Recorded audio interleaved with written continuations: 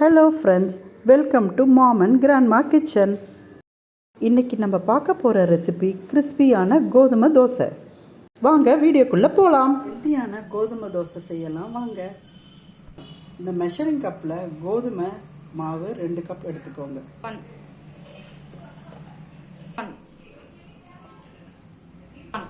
கோதுமை மாவு 2 கப் சேர்த்ததுக்கப்புறம் 1/2 கப் அரிசி மாவு சேர்த்துக்கோங்க.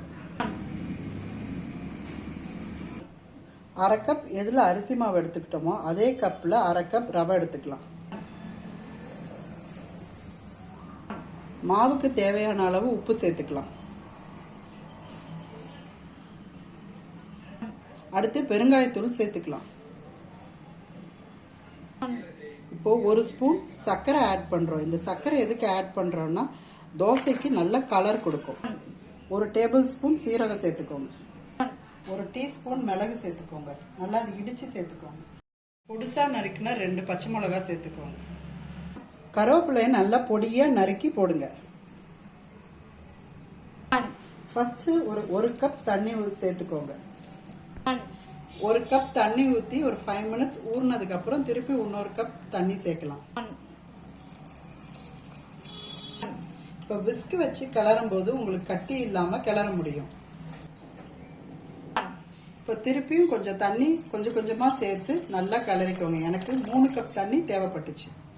இப்போ மாவு இந்த மாதிரி போரிங் கன்சிஸ்டன்சியில் இருக்கணும்.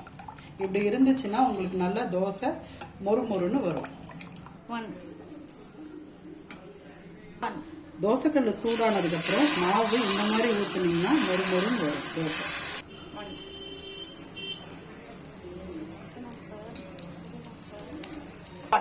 எண்ணெய் கொஞ்சம் தாராளமாக விட்டுக்கிட்டிங்கன்னா மொறுமொறுன்னு தோசை வரும். தோசையை 2 பக்கம் நல்லா திருப்பி போட்டு எடுத்திங்கன்னா கிறிஸ்பியான கோதுமை தோசை ரெடி.